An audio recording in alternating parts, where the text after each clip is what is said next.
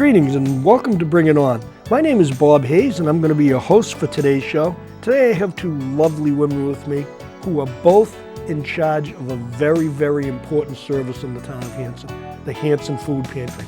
Sharon Kennedy is the director and Laura Kemmett is in charge of she is the fundraising director.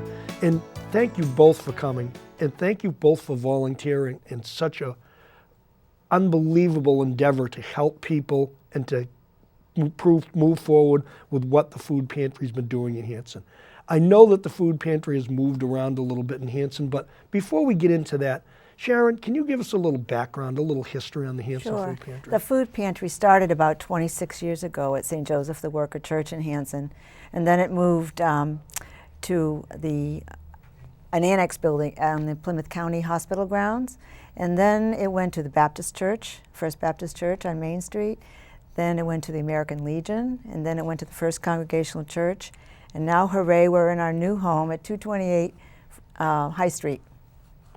Awesome. So it sounds like it's been all around town in every one of the churches. Yes, they've been wonderful. The churches must be a big source of support for the food pantry. I'm asking. They certainly are. They've been a part of it since maybe the second year of the pantry.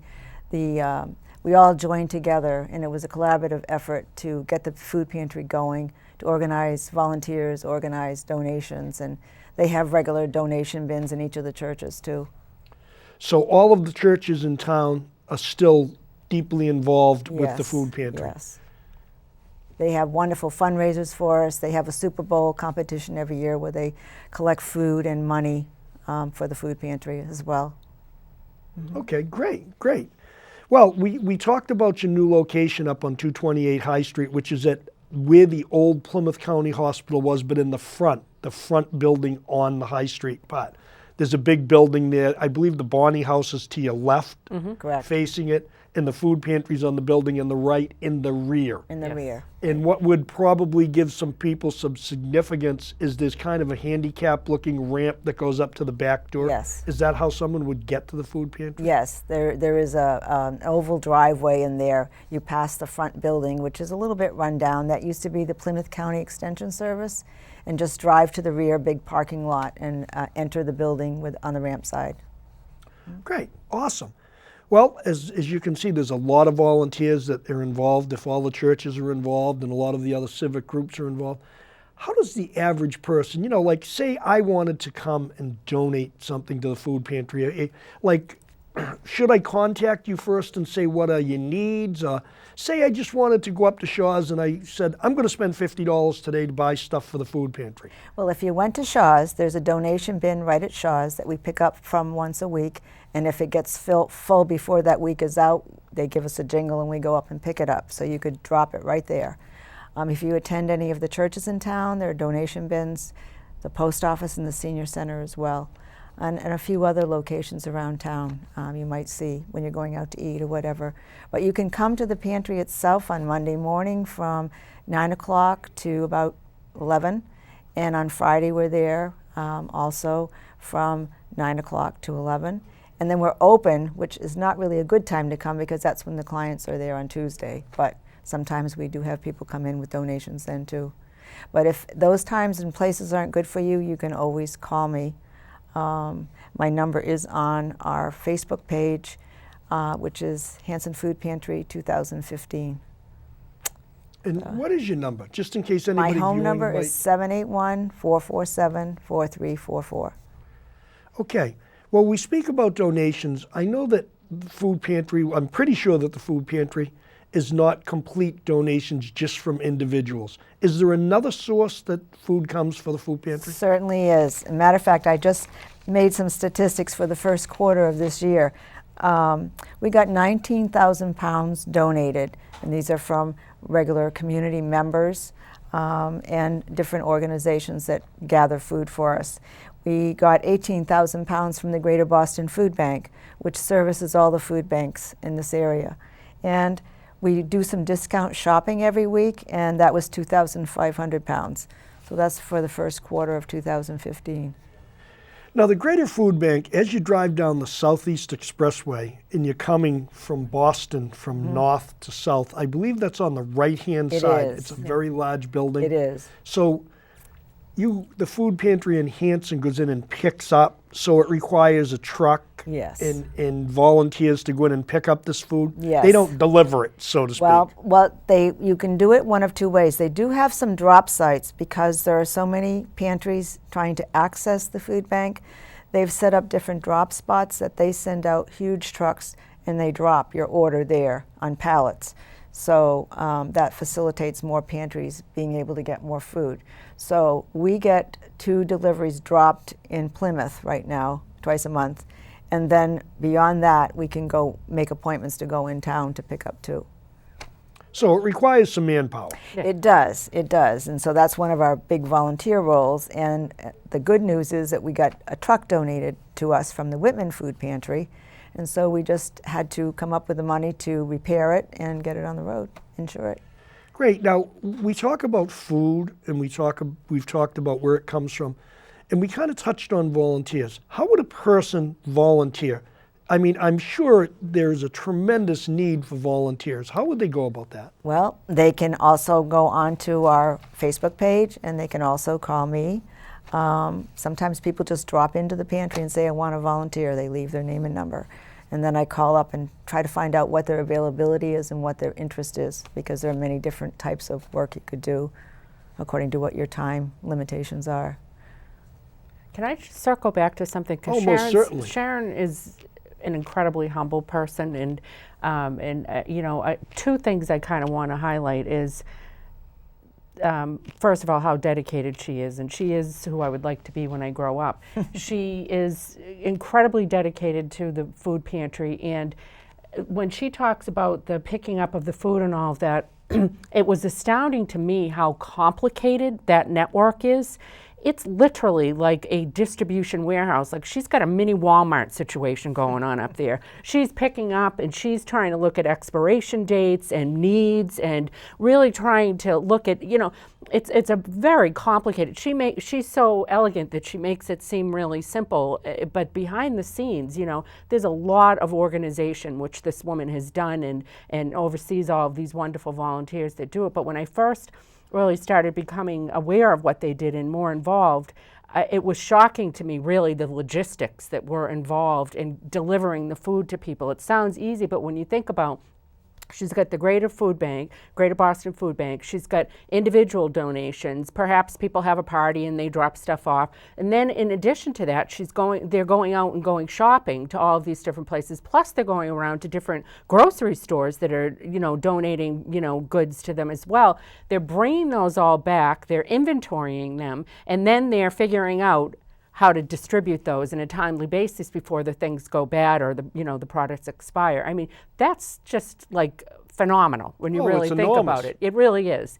And then the other thing that I kind of would like to really point out to people is, again, Sharon mentioned that the churches were really helpful and have been more than gracious in having the food pantry, reside with them, as was the American Legion. Paul Nickel and a group of many other volunteers took on for about a 3-year period of time, rehabilitating a building that, let's face facts, was not in the best of shape. I don't know that we would have gotten any other tenant as the town to take that. Put significant amount of money and man hours and in-kind products were donated to bring that up. Sharon, I don't want to put you on the spot, but I guess I am anyway.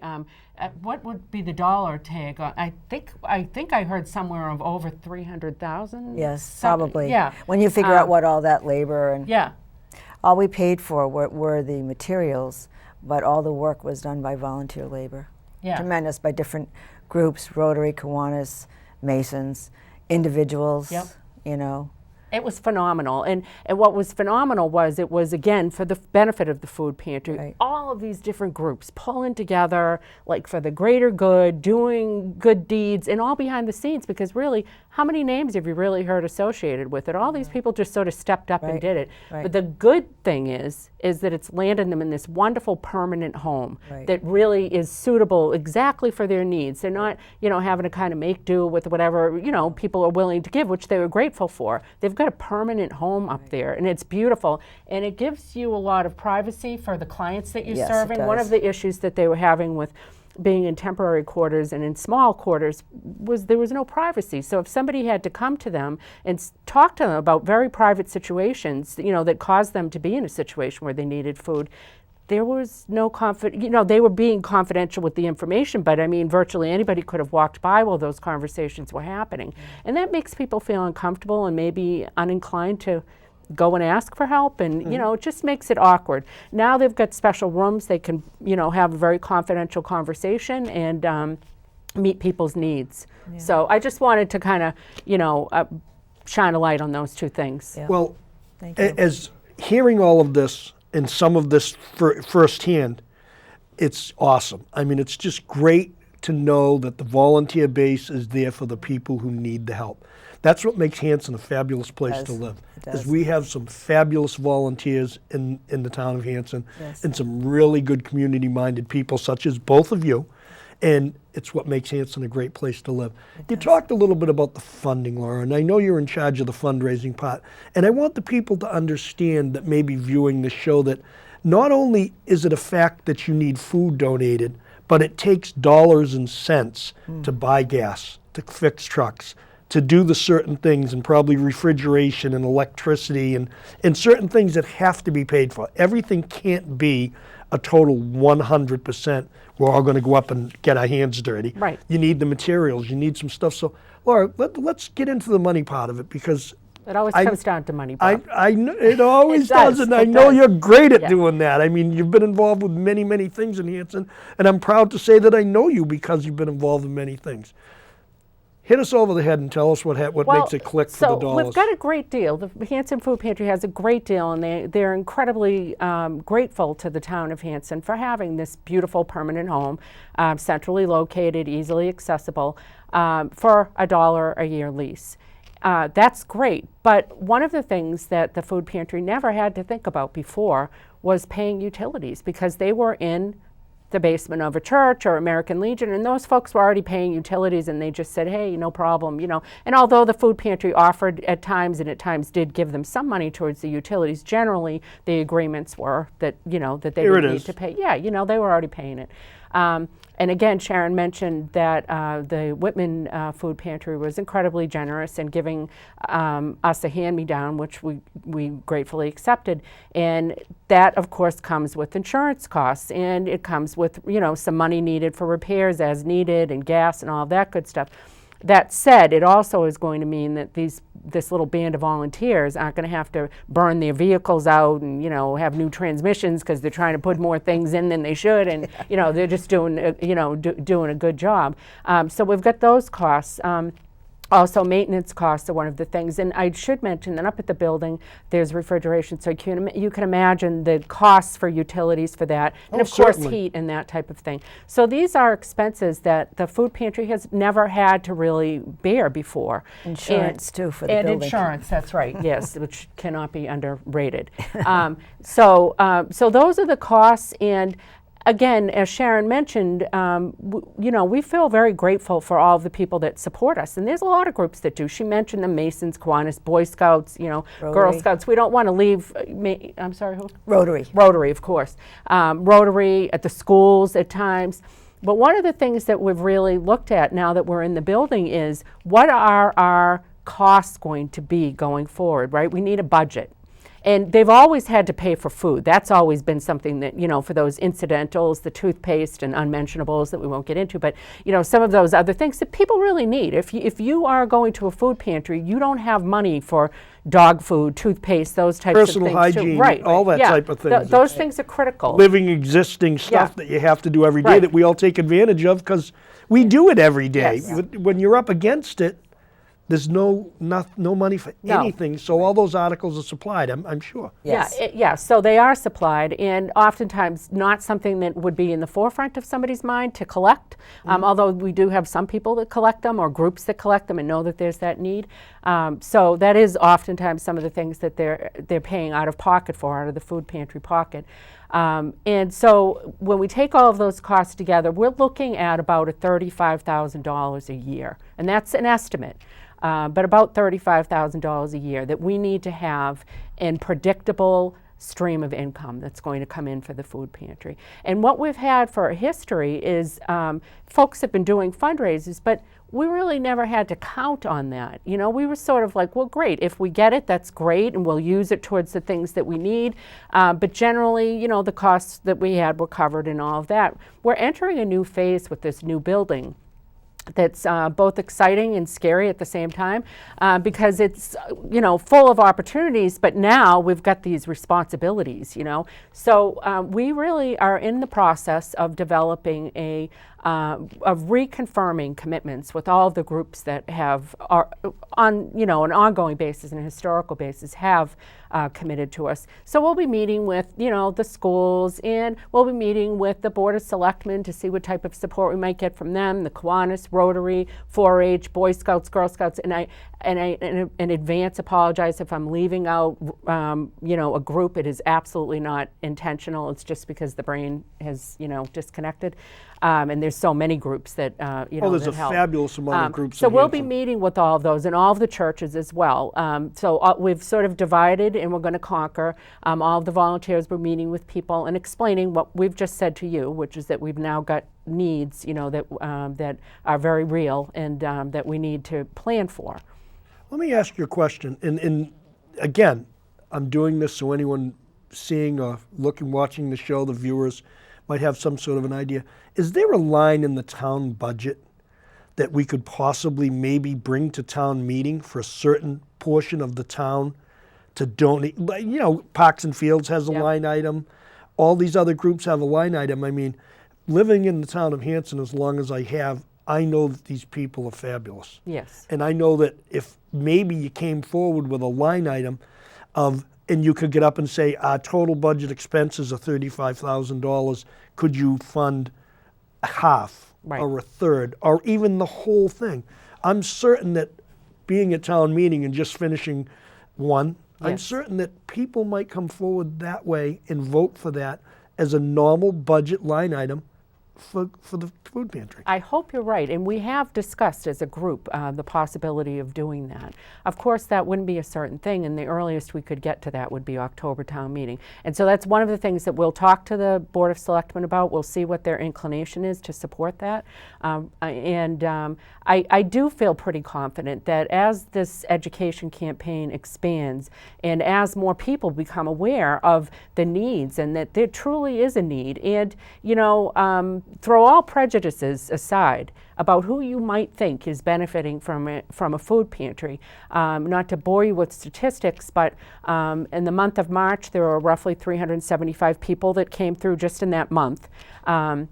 And a third of those were under the age of 18, 1/6 were over the age of 65, and 25 were shut-ins. And so these volunteers are driving to people's houses, you know, and shut-ins. So the reason I mention this is that, you know, for people that may have some kind of a preconceived notion and think that, you know, oh, you know, these, whatever it is, I don't even want to fill in the blanks on what people might think because it's too hurtful.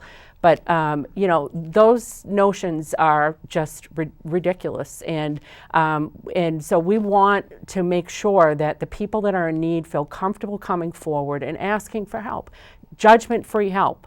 You know, certainly Sharon has criteria. There's certain, you know, criteria, and there's a questionnaire and all of that. We understand. You know, but that's kind of what we want. So I do believe that once people understand more and kind of hear about what's going on and the fine work that they've done to get to where they are, people are going to feel inclined to say, yeah, you know, 15, 20,000, sure. You know, in the grand scheme of our town budget, I would like to think that people would feel comfortable with that. But as you know, anything can happen at town meeting, Bob. Oh. These things aren't predictable. Been there, So, know that. yeah. So, but that is something we've kicked around, and we do plan on discussing with the Board of Selectmen. I mean, I think it's a great idea because that way it would give you some predictability year to year if you had a line item in there to just fund some of the stuff that needs to be done. Because we briefly touched on where the food comes from, and we touched on how you're going to try to raise some money in the different charitable organizations and all the good people in Hanson themselves. And we touched on clients, the people that really need it. It's amazing that 1/6 of your clients are under the age of 18 years old.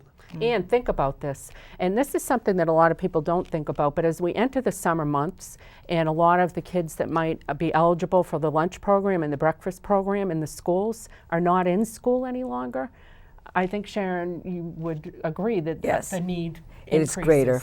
And people don't think that. They'd think summer, the living's easy and all that. Well, the living's not easy if you're barely getting by, and if you're in a family where you're getting a lunch and a breakfast at school and you're no longer getting that. Well, it's called free and reduced. Right. We're on a free and reduced program at the school where we're about 20% free and reduced. So when you close the school for the summer, that goes away, and it puts more stress on the food pantry because that food has to come from somewhere. Yes. And a lot of people, I can't say enough about how all the good things that the food pantry does, because I know from being a member at the KFC and knowing that some of the guys work the Whitman Food Pantry, there's a tremendous, tremendous need out there.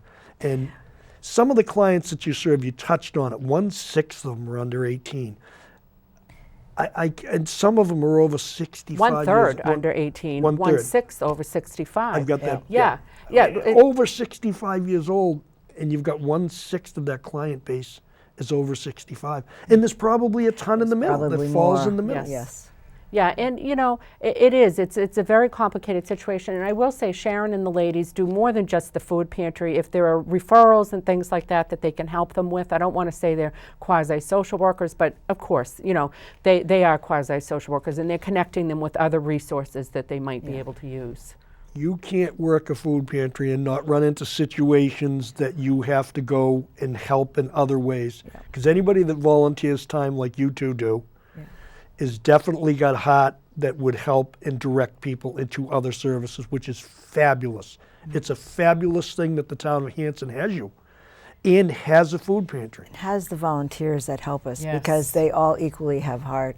And I don't think the food pantry would have been able to do all that it's done with all the many volunteers that have helped. And they're so gracious and They behind are. the scenes. They really don't want a lot of attention paid to the work that they're doing. No. You know, they're very, like, I just want to put my nose to the grindstone and do the work. And that's one of the things that really compelled me to get involved, because I'm thinking, these poor ladies are killing themselves behind the scenes to get this job done. The last thing we can do is on top of it saying, by the way, go ahead out there and raise some money for the food pantry too. I thought something's just wrong with this. You know, that we can't just pile on to these poor people.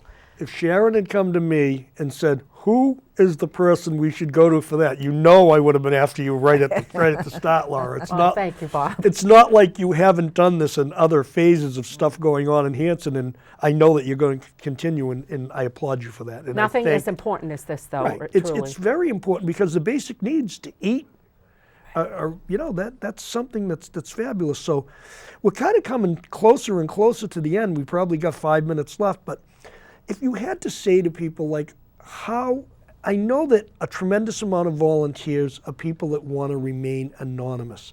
How can they remain anonymous and just come and drop things and do things? Because a tremendous amount of people don't want to be on the day-to-day treadmill schedule of helping, but there's certain times of the year, like I'm sure Thanksgiving, it gets critical. I'm sure Christmas and winter months get critical. One of the times you need, statistically, you must have a time when the consumption's up, I guess. Well, actually, our donations usually start getting slack in the spring and really drop down in the summertime. The bulk of our donations from homes, from individual citizens, is in November and December. Much of the food that we get then, we store it away, and we're still using it just about to the beginning of summer, and then it's gone, that extra food. So then we need extra volunteers to process all that food, yes. So this is the time of the year where you really run short. I see, again, not knowing, I would have said November and December would have been Yeah. tough months. But thinking about it, people are probably Very, more very giving and very generous towards Yep. Christmas. Cash donations, food donations, it's all, the schools, everybody does a food drive for us. So, and we appreciate it, because as long as the food is not outdated, it's fine, it will last. Now, you touched on part of it, Laura, and I'm just going back through our conversation on some highlights. Sometimes people will be having a party, you said, and there's extra food. How do they go about doing that? Are we talking Okay, extra well, food like canned No, goods, no. hamburgers? Thank you for mentioning that, you know? because people do, this does happen. And I've even had times when, you've either over-ordered or you're catering something and you think, oh, for Pete's sake, I've got to throw all this out. And when I know that there's people that are starving, the food pantry typically doesn't take prepared Yeah, foods. we Maybe can't you take wanna- food yeah. prepared off premises. Right. It's against the regulations of the town. Health of- regulations. Yes. So in other words, just so the people viewing can understand, if they bought 25 pounds of macaroni salad that wasn't in 5-pound closed lid cans, Right. and We you can't can't take take anything that's open no. or anything that's perishable that way. Right. Right. But if they bought 5-gallon things at Costco, Right. that would and be- they bought 5 of them and they only used 3, they could come donate Yes, 2 yes. Yes. closed, concealed, Right. untampered type Right. sealings. Extra on bags it. of soda, extra bags of chips, paper goods, Yep. unopened paper goods. Yeah. Oh, that's another thing that I didn't think to bring up. Obviously, you need napkins. Well, Plastic the thing forks that and knives, paper goods. The thing that we want is toilet paper. Toilet paper Just put it right out there, and Sharon, toilet paper. yes. You know, I mean, That's what that's we the need, essential yeah. thing. That's the only thing Toilet we'll paper. buy. So if someone wanted to donate a case of toilet paper, Wonderful. Yes. that would be fantastic. It's a necessity. You know, you Well, can get that's by what I without mean. the other paper goods. Food pantries, again, I'm learning as we're going, and I'm glad we're doing this because I would never have thought of toilet paper. Yeah. I would never have thought of toothpaste. I just would, as a guy, I'm always thinking, food. All right, what am I having? Right. Pizza, this, that, those, these. But that's a critical, essential thing that Yeah, you really it really need. Even for if everyday you're living. on food stamps or SNAP, as it's called now, it doesn't pay for any paper goods, any toiletries, any personal hygiene products at all. So, Anything basi- else that's in desperate need? This is fabulous. I'm so glad that people will be watching this. I think all the and seeing. all those items that we just mentioned, we always have to buy every week. But I think if you're in doubt and you don't want to go shopping for food, money is always good because we can buy more food with that dollar than you could in Shaw's. That's the honest And truth. that's an excellent point, Sharon. Yeah. And this is, again, something that just sort of blew my mind, and I'd never thought about it because I had been always giving canned goods. But if you think about it, they've got access to that greater Boston Food Bank, and they can really get a huge bang for their buck. For the same dollar I would spend, they could probably get 3 times as much. Because they're getting it wholesale. Right. Right? Yeah. So, I mean, $1 is like $1.70 on the wholesale market in the food place because it's depending on the markup and Yeah. different things. Right. Well, we're kind of ending up. I've just got the signal that we've only got 2 minutes left, so I've got to kind of wind it down. But, ladies and gentlemen, as you can see, these 2 volunteers have this passion, and they have a tremendous base of people that have the same passion to help other people. And the food pantry is a fabulous, fabulous place. And just to quickly go over, they take everything and anything. It's on 228 High Street Street. in Hanson, which is right near that big water tank. It's right almost in the same parking lot. So if you can't find it, look for the water tank and drive there. They are taking any types of donation for food, toiletries, any type of articles you need to sustain, and they also do take cash. So should you have any type of thing that you would want, and they do pick up. Yes. we can So pick if up. you get into a situation where you need a pickup, they will do it. You can contact Sharon at 781-447 4344. 4344, or you can contact Bob Hayes at